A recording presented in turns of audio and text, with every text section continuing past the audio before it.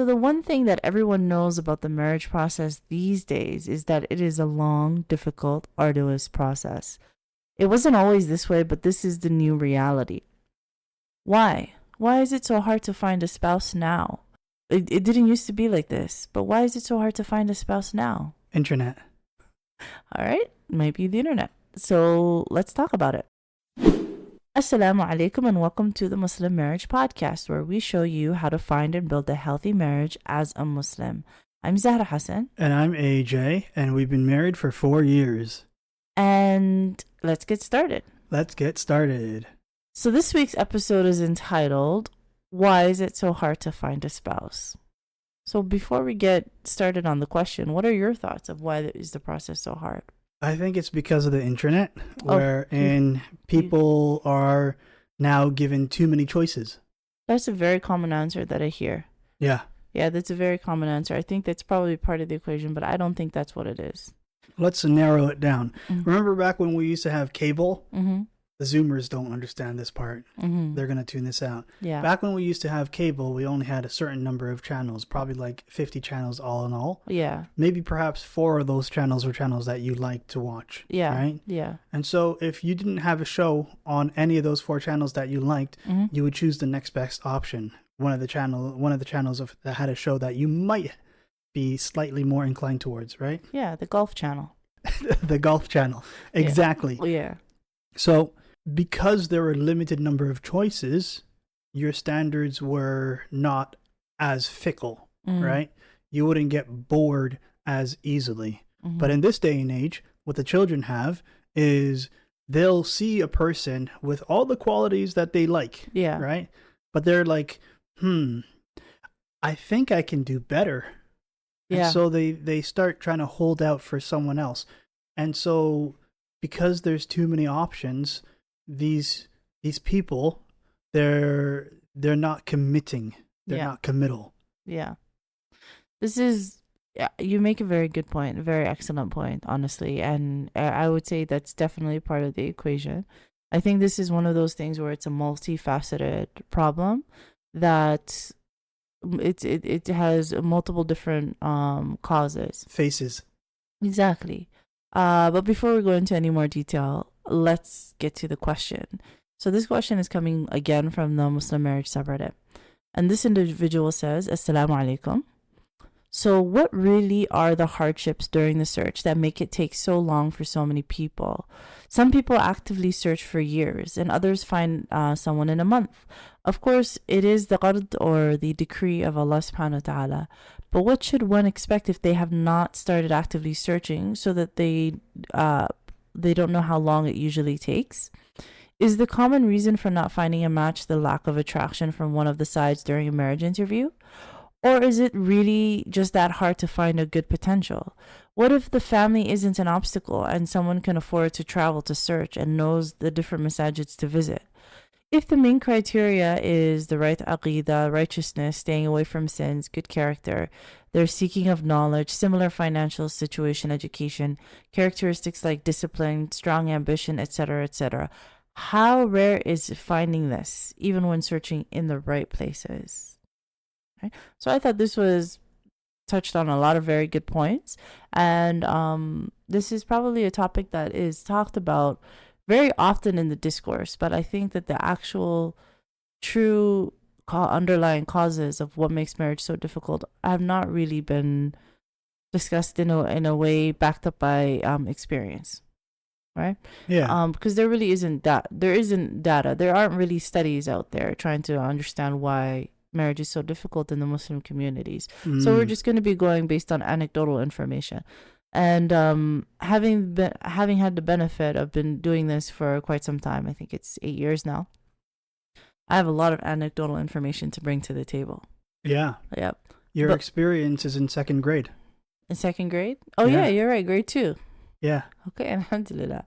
But yes, I think that is a very important piece of the puzzle. If we were to somehow snap our fingers and remove the internet and remove social media, right?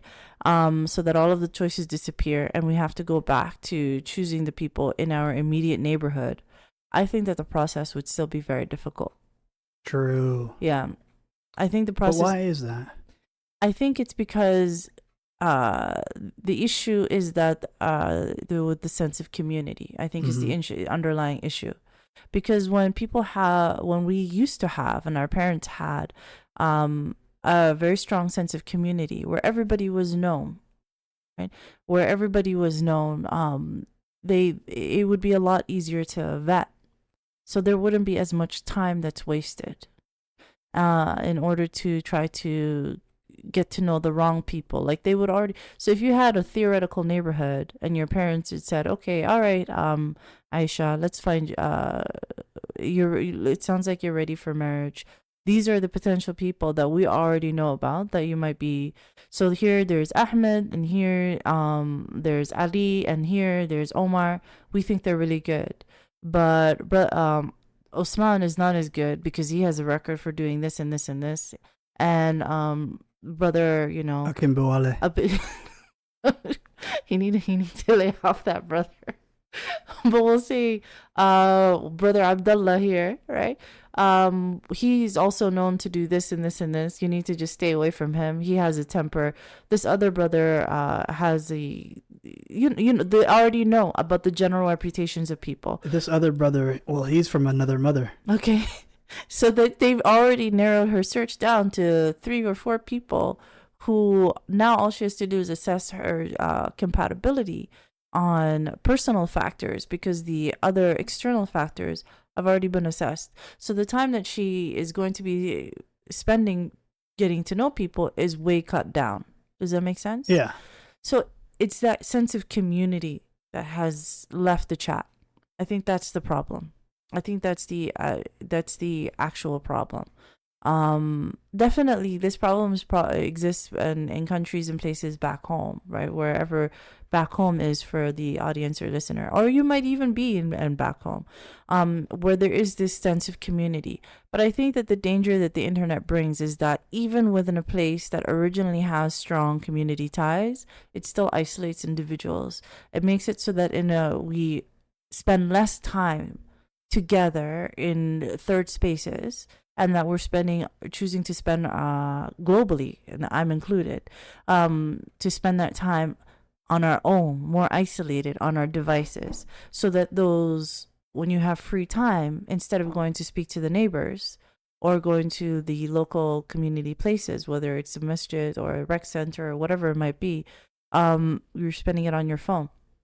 Right? Oh yeah. So it's not even a matter of back home versus in the out in the West. It's, I think what the internet really did is that it separated people. It's disintegrating and dismantling the community structure from within. I think there's also the sunk cost fallacy of not using the phone, right? So like when you're using the phone, it's very easy for you to disconnect. Yeah. Right.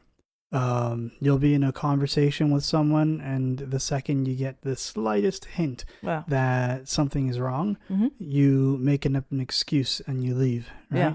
But if you go in person and you search in person, you have that cost associated to it.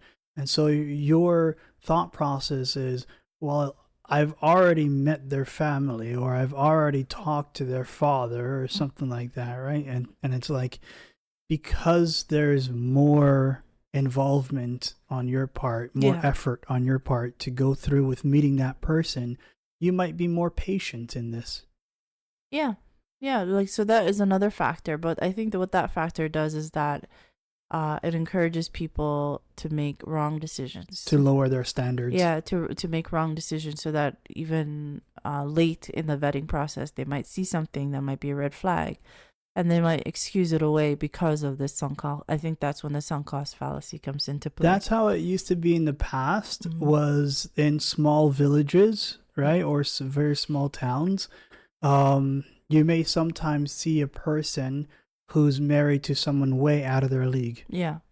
And it's because that person who's way out of their league lived in that small town, didn't know, they didn't have many other options. Yeah. And so they chose the best available option. Yeah. Right? So that might lead to a loveless marriage on one side. So you believe that there are leagues? Leagues? Yeah. Oh, definitely. There are leagues. You're out of my league, by the way. I appreciate Like, that. I'm pitching up. I appreciate that. But I don't believe that there are leagues. I honestly don't. I think that this is another one of those delusions, right? Like it's a collective, I mean, societally, right? Yeah. That this is an idea that's put forward. I don't think that they're real. In the same way, for example, that let's say those micro trends that happen on social media. Yeah, like the ice bucket challenge. No, like no, the ones that are consumer micro trends. The Tide Pod challenges, that was pretty consumer. Okay. I mean, like financially consider buying something, right? So I'm a little bit older. So the last one that I remember that people went wild for was the Supreme brand, right? Where they're doing Labubus these days. Labubus? Labubus. Okay. Yeah, the devil dolls. Okay, devil dolls. The satanic dolls. Well, definitely, I've heard that there's an idea there might be something going on with those dolls. But let's say those little dolls right now, where in fall season something similar happens to the consumer market with fall items, right? But let's go with the Labubus. People will wait outside in the rain. They will sometimes get a little bit more aggressive. They will spend out of their money. They'll do a lot of things in order to get their hands on these dolls because of a perceived value that they're within their community, within their niche. Because us who are a little bit far removed can see that the value that they're attaching to this doll is fake. It's not real. It's absolutely fake. Yeah, it's not real. It's something that they were told, that the people in their community agreed upon, that if you have this doll, it has this meaning. Right? If you have this doll, it means that you belong, that you have arrived, that you have, in a smaller way, can signal to your the people that you have more value.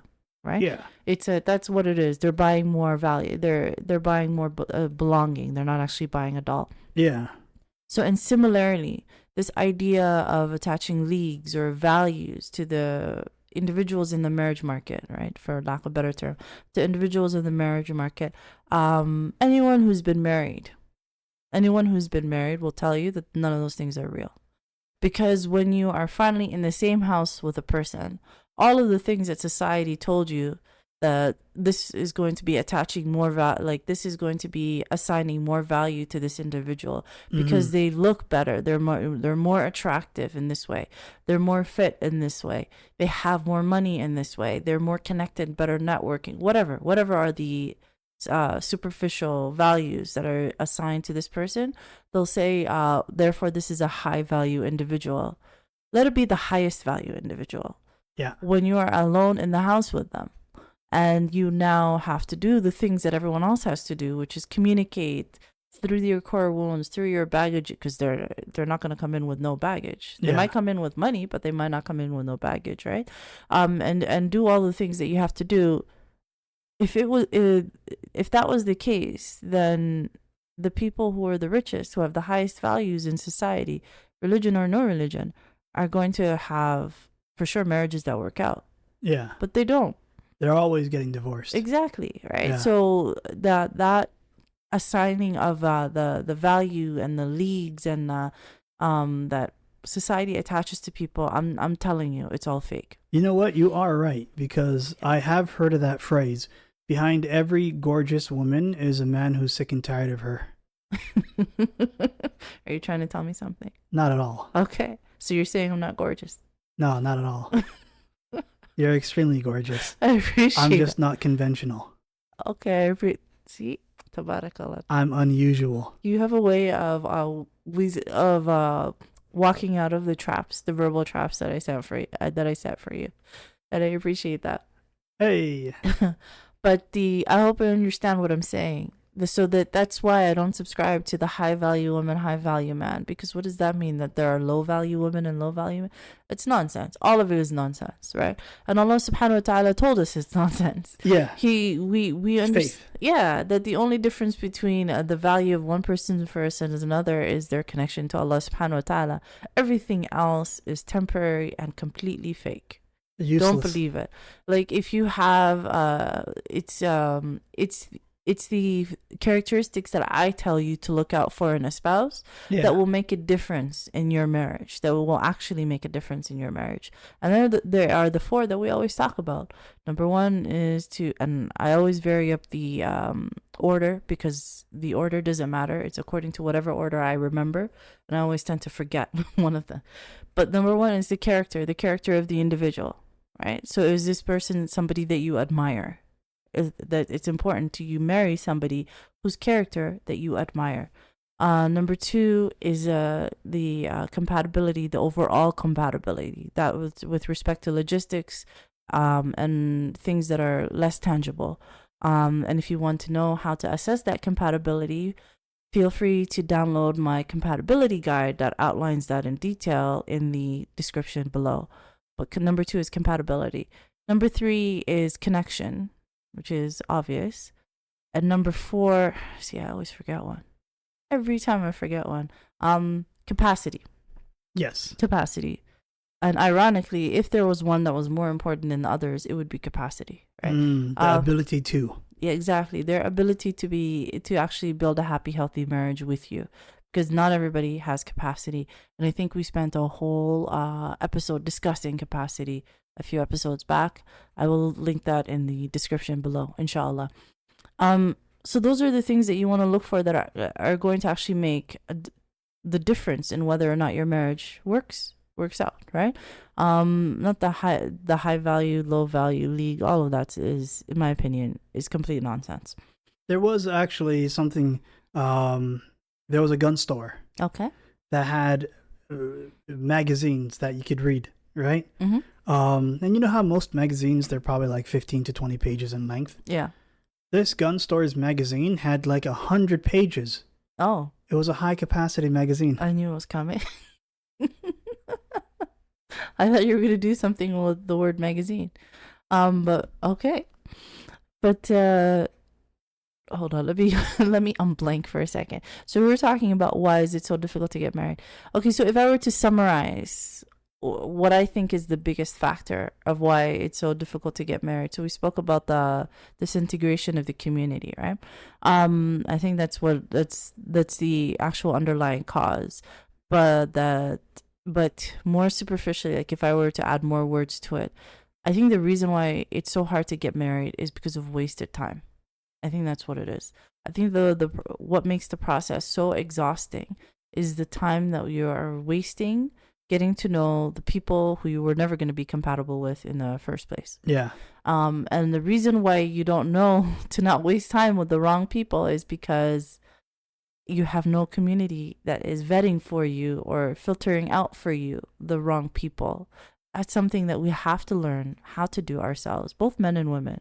We have to develop this skill that you are able to look at people and be able to assess accurately whether this is somebody who you should be getting to know or absolutely should not be getting to know. I think that's the key. It comes down to that. Yeah. Yeah. What do you think about that?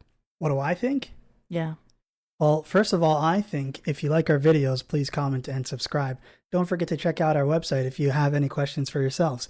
What I actually think about the subject here is that I think it might just be more simple than that, in that parents, community, family might still be there to a lesser extent. Yeah. Now, specifically, where you express interest in someone, yeah, their family might not know, or your family might not know their family, right? Yeah. So that makes sense. But I still think asking their family about it might be like a good approach. But it does indeed mean that men and women are going to have to figure things out more so on their own in this community, I think. Yeah, especially like in this time, during this time, like regardless of where you live, just because a lot of those safeguards that were there before in the past are just not there anymore. All right, so what does it mean to vet for yourself? How do you vet for yourself? The safest option, I would say, is to not use those online marriage matrimonial apps. Okay. Rather, try finding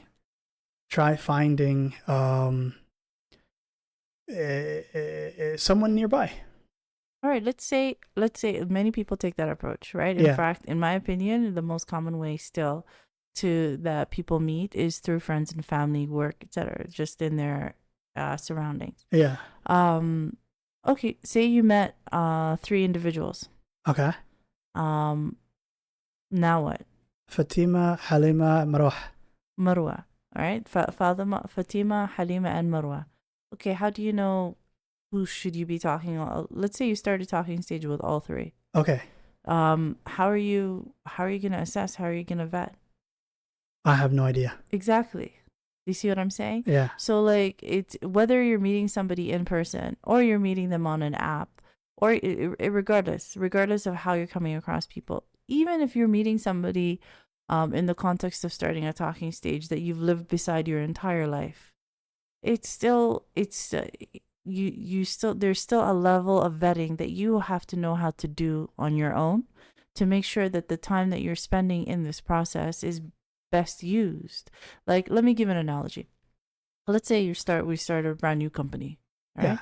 Let's say we start a brand new company that builds office chairs, and we've set up the location, we set up the supply chains, everything's there. And now we'd like to take a step back and start hiring out management. Um, we we put out the call that we're looking for somebody who has management experience, maybe business marketing, whatever experience, and we are now hiring for this company for this salary. The name of the company, by the way, is Zahra's Malawah and Henna. Malawah and henna. Yeah. Interesting. So that's none of the products are listed. What do you mean?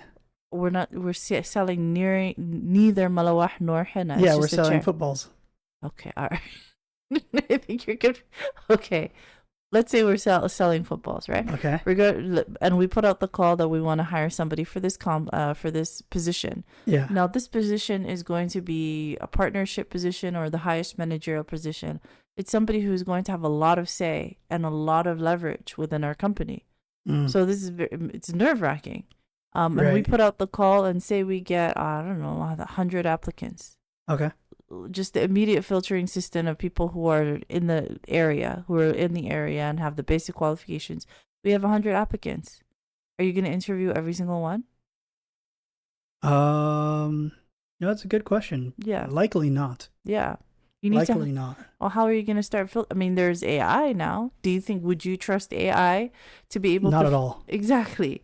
You can't trust AI. You're going to want to do the filtering and vetting yourself for such a high position that is going to have so much impact on your life. So how do you vet? Similarly, if you are an individual, let's say, downloads a dating app or goes on the anti WhatsApp chats and their bio data is out there and they're getting a whole bunch of suitors. You now have a selection of people to choose from. How are you going to vet all these people? You need to have a system in place.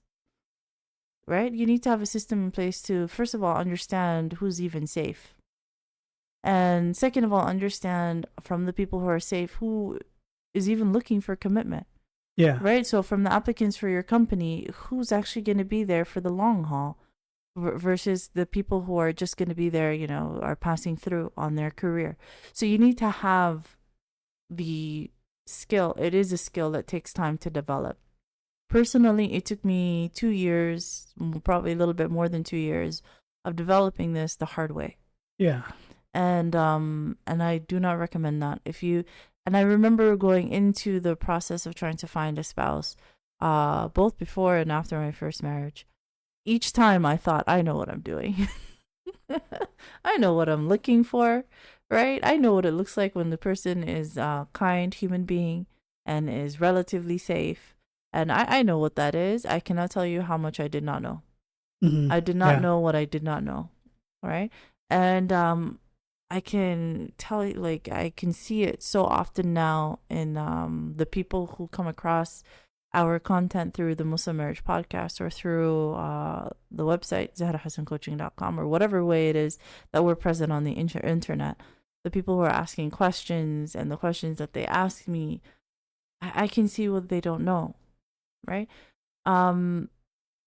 So my advice to you is that spend some time, invest sometime in your future, because the most important decision that you're going to make, one of the most important, if not the most important decision that you're going to make in this world, in this life, is who that you're going to choose to be your spouse. Yeah. Who is going to be in that house alone, who you're going to have to feel safe enough with to be able to close your eyes and fall asleep, knowing that they're not only in the house but and beside you.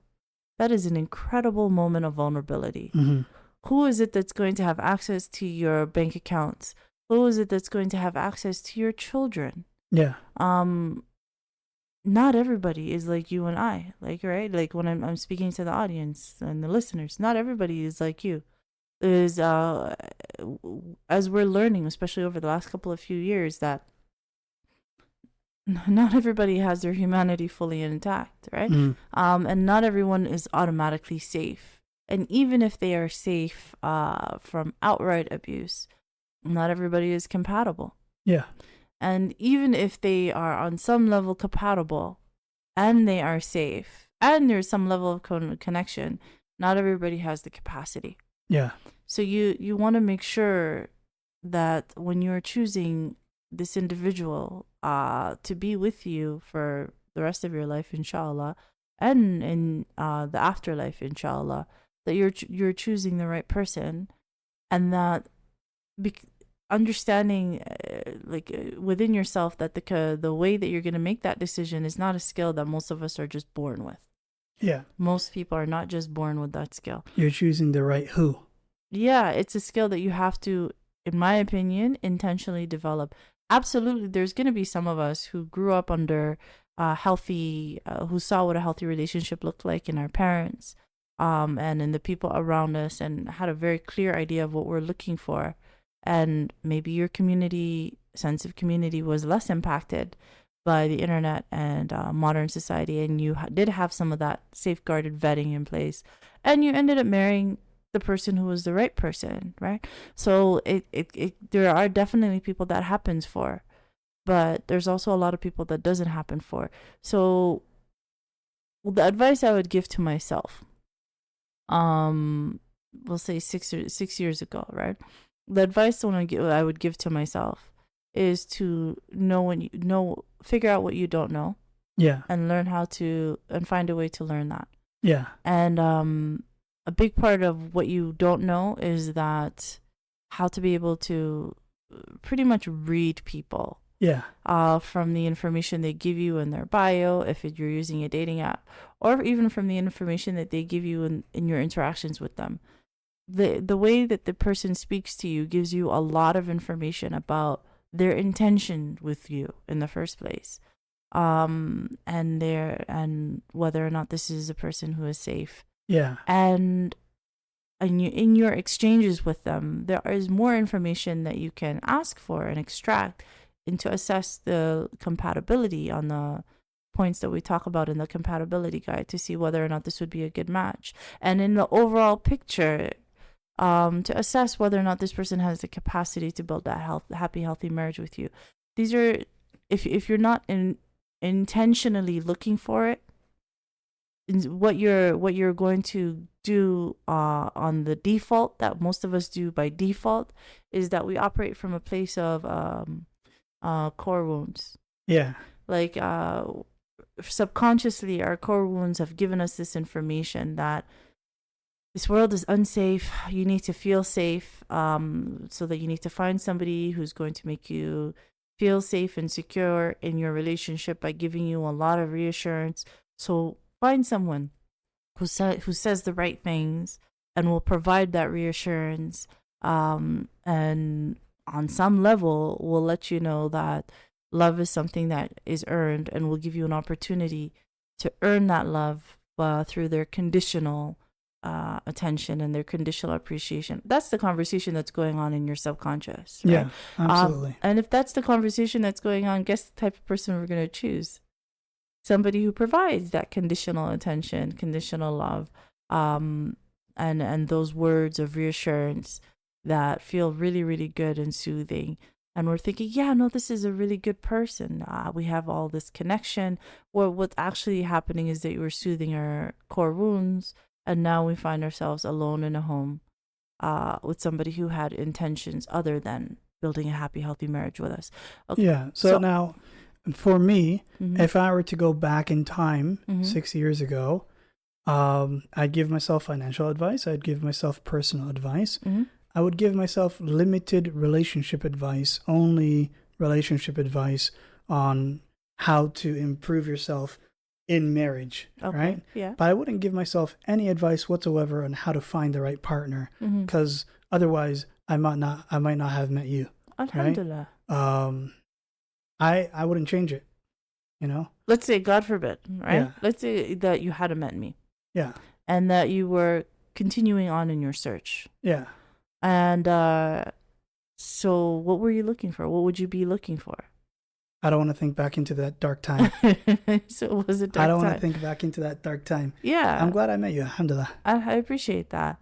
But do you understand what I'm saying? That the part of what makes that... I was looking for someone who understood me and my sense of humor. I understand that, but I'm saying imagine part of what makes that process so difficult is that you couldn't just go from looking to found. Right? Yeah. That there was a lot of figuring out and wasted time in the middle from meeting people that you shouldn't have been meeting. I know. That was my search term, my criteria. Yeah. Was someone who understood me, right? Yeah. And so... Did you see what I'm trying to say, though? Not at all. I could feel that.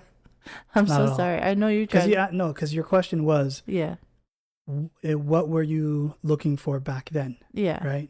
And I'm only telling you what I was looking for back then. I can't change what I was looking for back then. What I'm better way to ask is, what did you find instead back then? Oh, difficulties. What were the difficulties? Well, people that never understood me, people that I didn't understand, people that we'd have conversations with, and then suddenly the conversation just dies off. How long would it take you to figure out that that's what was going on? Typically, the matches would last like maybe a week and a half. Yeah, a week and a half, 2 weeks. Yeah. Okay, and what about on the longer end? There weren't much on the longer end. But there were people that you met in person. The longest would have been like 3 months, and that was before you. So imagine what a lot of women go through, right? Because I'm sure brothers go through the same thing as well. Yeah. But what a lot of women go through is that it takes them 2 months, 3 months, 6 months, multiple 3 months, 6 months situationships to figure out the same information. Yeah. So that's what I mean by the fact that it's the wasted time with the people that we're taught that we shouldn't be talking to, that we should have vetted out early, that makes the process hard. Yeah. So hopefully in that roundabout, convoluted way, In Shaa Allah, what I'm saying here makes sense. If we go back to the original question with the sister, hopefully we've answered her question. I'm just taking a look at it right now. So they said, if family isn't an obstacle and one can afford to travel to search and knows the masajid to visit, and if the main criteria is the aqidah, righteousness, staying away from sins, good character, seeking of knowledge, similar financial situation, characteristics like discipline, etc., how rare is this finding even when searching in the right places? The answer is not rare. It feels like it's rare, but it's not rare. That there are plenty of people who hold the same values that you do, because if you pay attention to what's going on in the forums, even just the forums, even on Muslim marriage subreddit, everybody's looking for the same thing.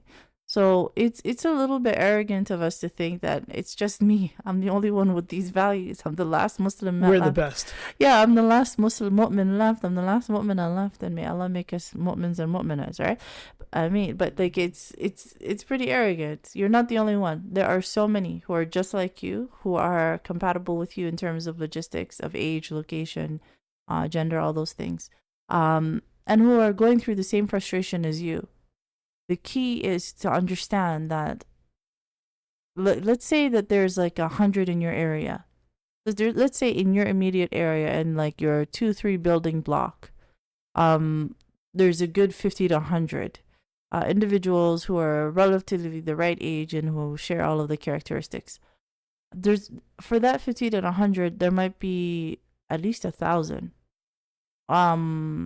At least 1,000, at least a times 10 factor of people who are say they're looking for the same things but are actually not. Yeah. People who are in the marriage market but are not looking for marriage. They're just looking to waste your time, or who are in the marriage market and are not looking for a healthy marriage. They're looking for someone to control. Yeah. Do you see what I'm saying? I see what you're saying. So there are plenty of people who you're compatible with in your area, but we need to get very, very, very good at being able to differentiate them from all the ones who are not. And I believe that's the key. So if you are a young woman and you have decided that the dating apps or the marriage apps, I think that we're just down to one, in my opinion, that is helpful. But let's say the dating apps or the marriage apps, and you're worried about how to use them in such a way that they work. I do hold a live webinar once a month now, where I teach you how to do exactly that in Shaa Allah, and the link for that will be in the description. And again, if you're in the search process and you're wondering about how do I assess compatibility, feel free to download my compatibility guide in the description below. And I think that brings us to the end. Is there anything we're missing?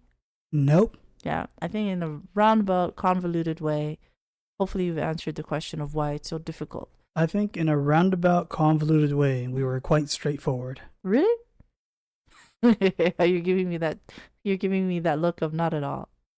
All right, I appreciate that.